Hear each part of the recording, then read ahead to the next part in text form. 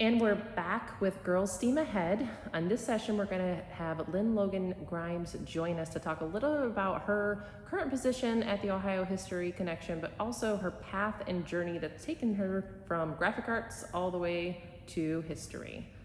So, Lyn, tell me a little bit, just real quick, what is it that you do, and what's it like at a day at the OHC? Sure. My title is Experienced Developer for African American History. And the goal of the position and having me there is to really help the facility diversify its programming and its audienceship. So currently I'm working on programs that will tell authentic stories about African Americans from Ohio. So that sounds like a really incredible. I know you've only been there for a little under a year. Yes. So there's a lot of story to still be told in what you're doing, let alone in all the ones that you're able to research. So can you tell me a little bit about maybe a story that you want to tell, or something you've discovered since you've started there that you think this is something that truly needs to be heard, or something that's really exciting that you are looking forward to sharing? Sure. So you're right. There are many stories, and I'm coming from an arts background. So most of my career has been in the arts and administration and education. So going into the history realm was really exciting for me and kind of created this new challenge, which has kind of charged me up. And in doing that, I've had to do quite a bit of research on African American Ohioans. And so in doing that, it's just opened up this whole new world for me. At the museum, we also have the Ohio Village. And so basically it is an actual village depicting yesterday, right? Yesteryears. Long ago. Long ago. The village actually concentrates on the 1890s. And so I've been doing a lot of research on folks that lived in the 1890s. And what has been so interesting for me is to find out that African Americans were very successful. We had very successful African Americans, and they were very committed to the community, and they were change makers. It's so cool that you've been able to find so many stories and examples that you can really share as part of that. I'm really fascinated to hear more on that specifically, but I don't want to forget about the note that you just made. Sure. About your arts background. Yes. So tell us a little bit about that connection. How'd you go from arts to history, or maybe how'd you even get into arts in the first place? So I always had an interest in arts. Actually, I'm going to blame it on my mother. As we always do. Yes. When I was young, my mom had me in everything. I took ballet, I took tap dance, I took sewing classes, just almost anything you could think of culturally, she had me involved in. And I think that was the beginning of just me evolving into who I am now. Mm-hmm. In high school, I learned that I had some skills as an artist.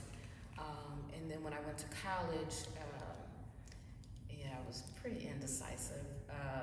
I had a couple of majors, but did end up graduating with a degree in graphic design. However, never really used that. My career has really been concentrated in art education and administration. So I've worked at, one day I counted, like about maybe 6 museums. Yeah, I worked at the Field Museum in Chicago, the Art Museum in St. Louis, and the Science Center in St. Louis, Columbus Museum of Art here, King Arts Complex, the Works, and now at Ohio History Museum.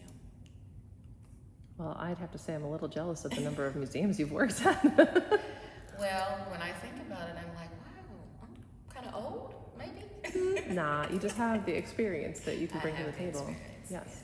Yeah. So you've probably then at all of those had experiences that take you to the next place and so forth. So thinking back then, I mean, all the way back to college if you want, I'd like to know how many majors.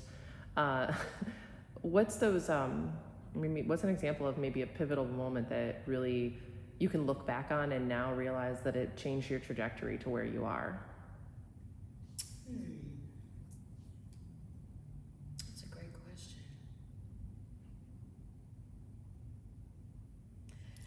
I think graduate school was pivotal for me, because I did graduate with a degree in graphic design, and to be honest, I really didn't have an interest in it. I loved being in the studio. I loved the studio projects, but once I graduated, it was like, not so sure I want to do this. I pursued my master's in art education, and when I did that, and then I also met some amazing professors that kind of took me under their wing and guided me through the program.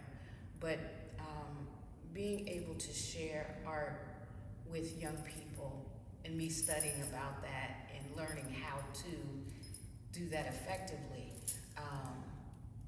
was really, really something that I was interested in, and it just opened up this whole new world for me.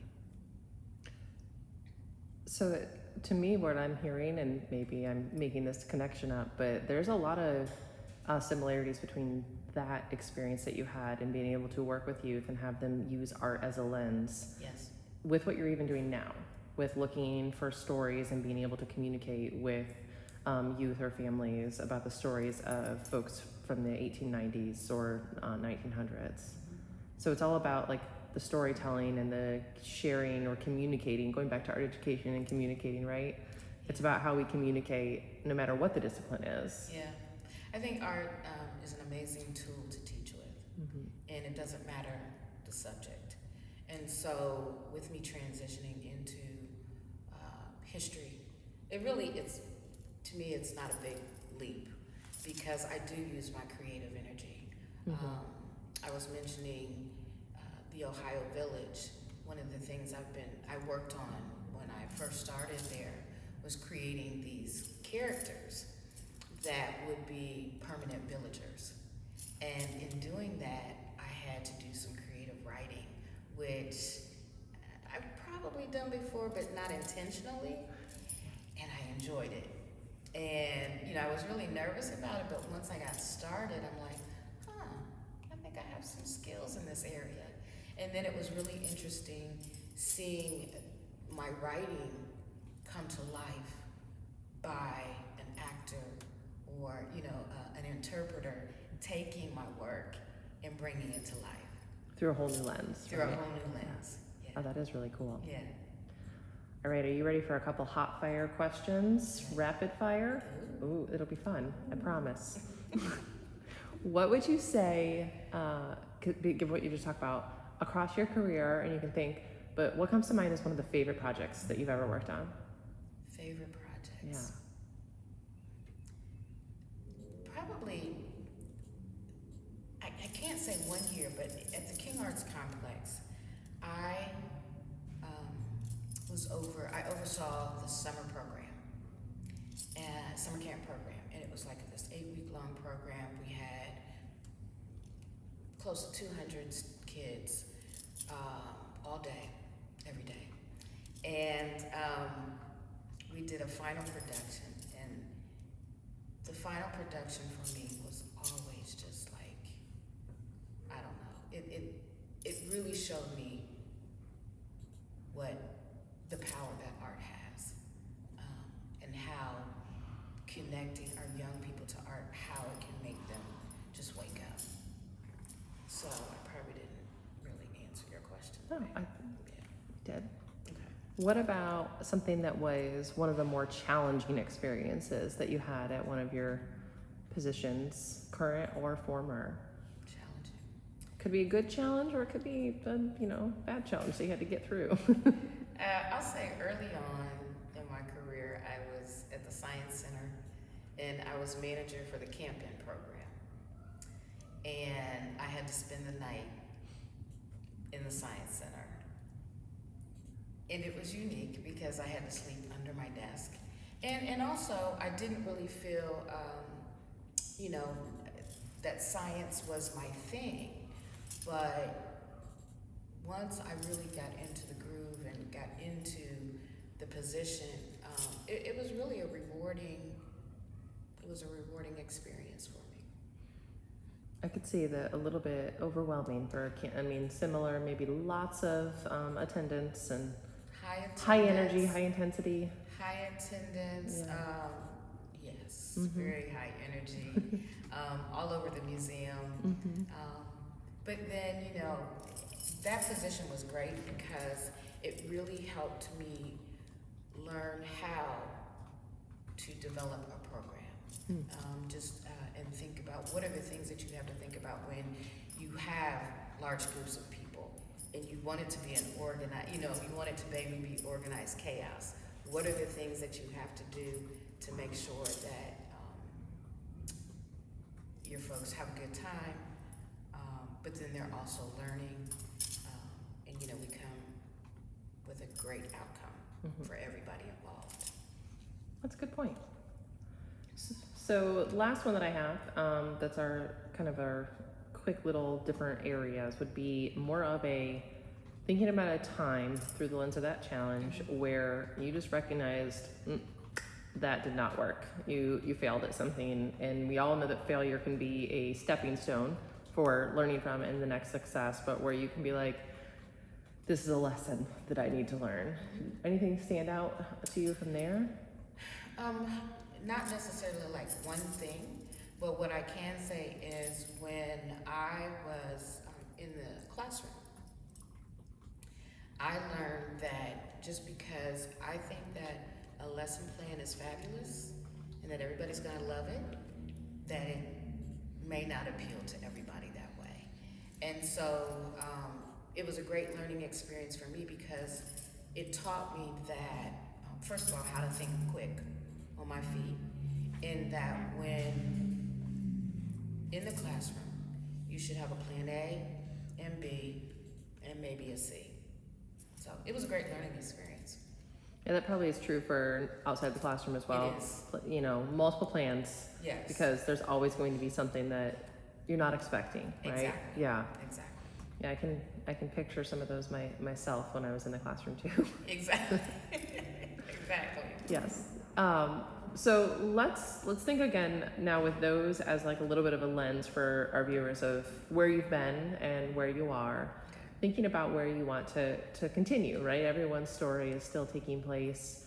Where would you like to take your current position? Where would you like to see it? And what would you like to do with some of the research that you're working on and projects and goals that you have? So I would like to see my position in more of a leadership role where I would have an opportunity to be more effective throughout the museum.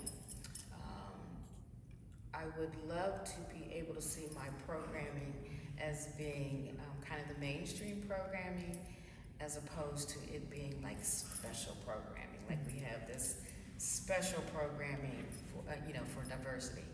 I would love for it to be able to be seen as mainstream, if that makes sense. Mm-hmm.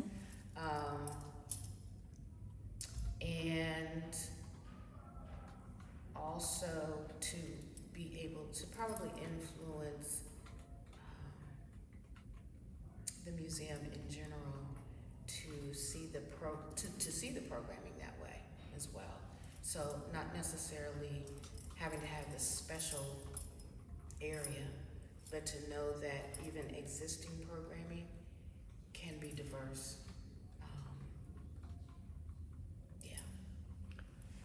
No, I think that's I'm not saying what I want to say, but yeah, that's what I want. I want it to be like something that everybody experiences at all times. Something that everybody experiences. So like when I was mentioning the other programs, it's like all you have to do, like Storybook Village, it was very white. But you know, all you have to do is just put a little stuff here and here and here, and now you have a diverse program, and you don't have to have a program that is labeled. Yeah. Right. So I think that that is a great point to make, one that you and I were even just talking about a few minutes ago before we sat down, that you have to be able to surround yourself with, almost like with what you want it to be, make it be what you want it to be, and let people see those experiences so that they can have it as well. 'Cause Exactly. if nobody takes the time to give them those experiences, then Yeah. when are they going to have that? Yeah, and I think part of it also is um, the staff. We all have to at least have similar understanding, a similar understanding of Yeah. what diversity is, in order for us to move forward to make it a reality. Because your interpretation may be very different than mine, and if that's the case, then I think our efforts will never be in sync. And fully realized. Yeah. Yeah. No, I think I mean, those are great points to make for every organization that is looking at telling the stories, whether it's for public consumption or for internally. Correct. Yeah. So with that, I want you to think then, all of the things that you've said, I think could be great points of advice to anybody who's looking at education or loves the arts and is thinking about how they can share the arts with the public. But if you're thinking back to whether it's yourself or even just to youth today, somebody who's maybe in 8th grade, maybe in 12th grade, not sure what they want to do, but they do have an interest maybe that aligns with you, what's something that you tell them that maybe you wish you were told, or that you just really want them to know about their path as they move forward? I think for example, if it was me and I could talk to my 8th grade self, I would say research. If you have an interest in something, do a little research. Go get a book, read up about it. You have teachers, ask them about it. I wish I had done much more research on art in general. And then also use your resources. If you do have that teacher that has taken an interest in whatever you're doing, whether it's art, whether it's science, whatever, take them up, talk to them about it. Seek out community resources. You have recreation centers that have different opportunities. You have libraries that have different opportunities. So seek out the resources in your community. Yeah, that's kind of like what you were saying originally, right? Your mom gave you all that exposure when you were younger that maybe just stimulated an early interest, and you kind of went from there. It did. So it's then taking it over for yourself and finding those opportunities that resonate with you, and whether it's a class or a club, try something. And then once you do that, come up with a plan. There's nothing wrong with being prepared. Yeah, just come Take up with control. a plan and execute that plan. Well, I think that is great advice for myself as well as for all of our young viewers. Are we leaving anything out that you think is important? Whether for just women today, whether somebody it's history, arts, graphic artists, anything that you want to share? I think that if there's something that you want to do, know that you can do it. I feel like a lot of times we can be our biggest barrier. So if you want to do it, go for it. And you'll find champions to support you too. Yeah, exactly. Know that you're not alone. You're not alone. There's always somebody out there that's done it. Yep. Right? Always somebody that can help. All right. Thank you very much for sharing the story of how you got to where you are and all of the inspiration that you had. And we'll look forward to our next session and sharing more stories. You're welcome.